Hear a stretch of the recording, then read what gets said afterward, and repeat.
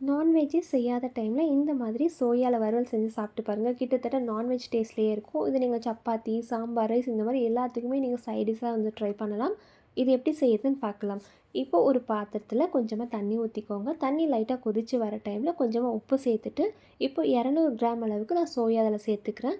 Soya போட்டுட்டு ஒரு 2லேருந்து 3 நிமிஷத்துக்கு நல்லா கொதிக்க வச்சுட்டு, இது நல்லா ஆற வச்சு தண்ணி பிழிஞ்சு எடுத்து வச்சுக்கலாம்.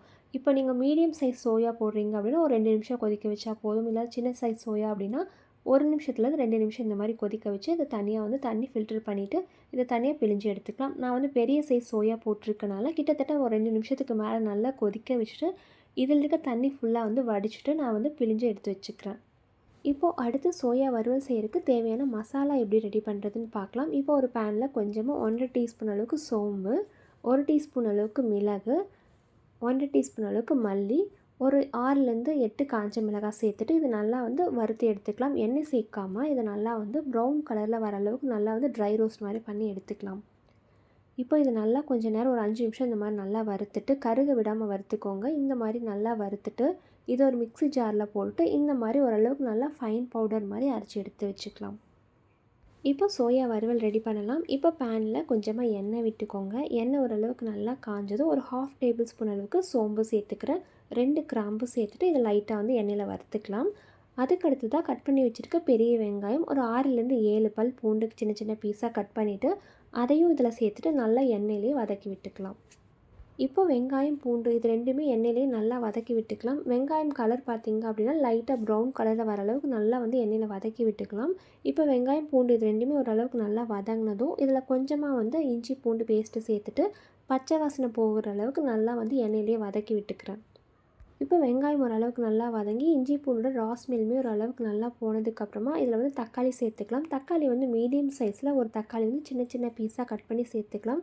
தக்காளி சேர்த்துட்டு ஓரளவுக்கு நல்லா மிக்ஸ் பண்ணி விட்டுட்டு கொஞ்சமாக தக்காளி கலவை உப்பு சேர்த்துக்கோங்க. இப்போ தக்காளி நல்லா எண்ணெயிலே வதங்கணும். நல்லா ஒரு 2 நிமிஷத்துலேருந்து 3 நிமிஷம் வரைக்கும் நல்லா இதை வதக்கி விட்டுட்டு ரா ஸ்மெல் போகிற அளவுக்கு நல்லா வதங்கி விட்டுக்கலாம்.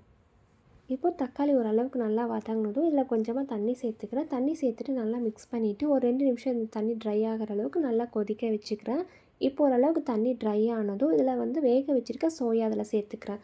சோயா சேர்த்துட்டு இதை நல்லா மிக்ஸ் பண்ணி விட்டுக்கலாம். இப்போது சோயா சேர்த்ததுக்கப்புறமா இதை நல்லா மிக்ஸ் பண்ணி விட்டுக்கலாம். மிக்ஸ் பண்ணி விட்டுட்டு இப்போ ஆல்ரெடி நான் அரைச்சி வச்சுருக்க மசாலா வந்து இதில் பாதி மட்டும் நான் போட்டு நான் இதில் மிக்ஸ் பண்ணி விட்டுக்கிறேன். மிக்ஸ் பண்ணி விட்டுட்டு கொஞ்சமாக வந்து உப்பு சேர்த்துக்கிறேன். ஆல்ரெடி வந்து சோயாவில் உப்பு போட்டிருக்கனால அளவாக மட்டும் உப்பு சேர்த்துட்டு இதை நல்லா மிக்ஸ் பண்ணி விட்டுக்கிறேன்.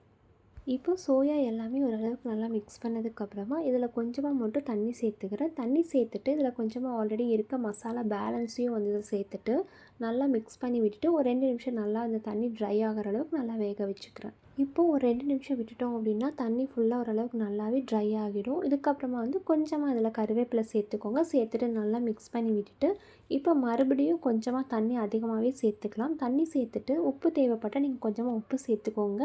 நல்லா இதை மிக்ஸ் பண்ணி விட்டு மசாலாவும் தண்ணியிலே நல்லா வேகிற அளவுக்கு தண்ணி நல்லா ட்ரை ஆகிற அளவுக்கு ஒரு 5 நிமிஷம் நல்லா வந்து விட்டுட்டு அப்பப்போ மிக்ஸ் பண்ணி விட்டுட்டே இருங்க. இப்போ தண்ணி ஃபுல்லாக நல்லா ட்ரை ஆனதுக்கப்புறமா கொஞ்சமாக ஃபைனலாக மல்லி இலை கட் பண்ணி மேலே தூவி விட்டீங்க அப்படின்னா சூப்பரான சோயா வறுவல் ரெடி ஆயிடுச்சு. இப்போ பார்த்தீங்க அப்படின்னா சூப்பரான டேஸ்டியான சோயா வறுவல் ரெடி ஆகிடுச்சு. அப்படி உங்களுக்கு காரம் பத்தலை அப்படின்னு நீங்கள் லைட்டாக வேணால் ஒரு 1/2 டீஸ்பூன் அளவுக்கு கரம் மசாலா வேணும்னு நீங்கள் சேர்த்துக்கலாம். இப்போ வந்து இந்த மாதிரி நீங்களும் இதே மாதிரி சோயா வறுவல் வீட்டில் ட்ரை பண்ணி பாருங்கள். இது வந்து ரசம் சாதம், சாம்பார், சப்பாத்தி இந்த மாதிரி வச்சு சாப்பிட்டீங்க அப்படின்னு நல்லாவே இருக்கும். கண்டிப்பாக ட்ரை பண்ணி பாருங்கள். ட்ரை பண்ணி பார்த்துட்டு எப்படி இருக்குன்னு சொல்லுங்கள். அண்ட் மறக்காமல் இந்த சேனலை சப்ஸ்கிரைப் பண்ணிக்கோங்க. தேங்க்யூ.